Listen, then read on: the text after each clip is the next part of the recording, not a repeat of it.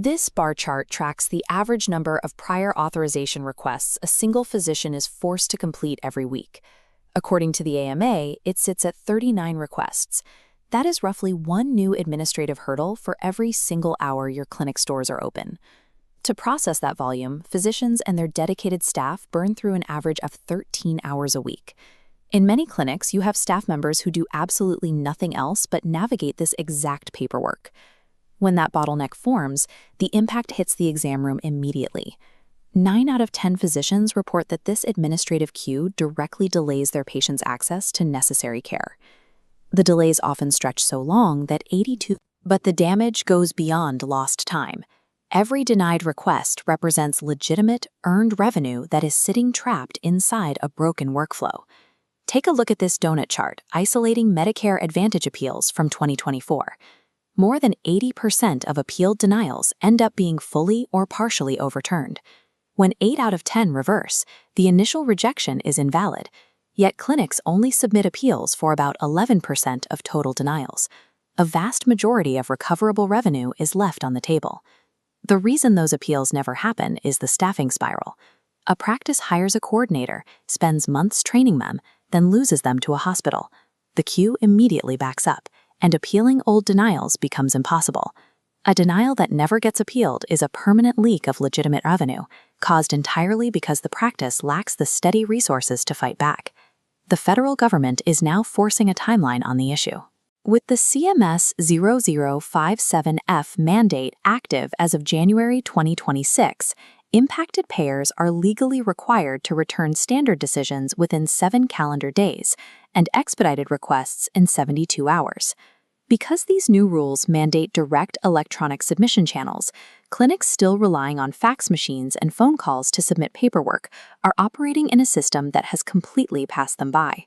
Instead of repeatedly trying to hire their way out of the backlog, high-performing practices are outsourcing the entire queue to specialized electronic prior authorization, or EPA, teams. These teams are staffed by AAPC-credentialed clinical specialists who integrate directly with your EMR, like Epic or Athena. They already know the specific electronic data fields and payer networks before their first day on the job. To meet the government's deadlines and clear the backlog, practices have to abandon clerical guesswork and move to a clinical-grade, technology-driven operation. The speed comes from a stepped division of labor. Artificial intelligence processes the high-volume data extraction, while human experts focus entirely on clinical judgment. This flowchart illustrates the exact workflow. An AI agent instantly pulls clinical notes, imaging, and patient demographics straight from your EMR. Elements pass a policy gateway to output a consolidated medical necessity draft. A specialist corrects clinical gaps, giving official approval for electronic submission. If the payer demands a peer-to-peer review, the human team steps in again. They brief the prescriber with exact chart highlights and policy citations 30 minutes before the call, ensuring they walk in fully prepared to win the argument. By automating 80% of the keystrokes and keeping humans in control of compliance, clinics achieve a standard 4-hour turnaround without ever compromising clinical oversight. This side-by-side scale compares the true economics of both approaches. A fully loaded in-house coordinator costs up to $84,000 annually when factoring in salary, taxes, and turnover.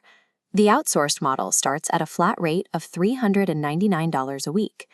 Consider a 14-provider primary care group in Ohio that was heavily reliant on fax and phone submissions, struggling with a 32% first-pass approval rate. They fully transitioned their queue to Staffingly's EPA team. Once integrated, their standard turnaround times dropped from a dragging 4-day average down to just 12 minutes. Their first-pass approval rate climbed above 70%, and their entire historical prior authorization backlog was cleared entirely within 2 weeks. A dedicated team goes live in 5 to 10 days. Set up a risk-free 2-week pilot to prove these metrics, observing the throughput and accuracy on your own patient data before making a commitment. The technology exists, and the compliance certifications are in place. Clinging to a manual workflow is an active daily choice to bleed practice revenue and waste clinical hours when a definitive, tested solution is already waiting.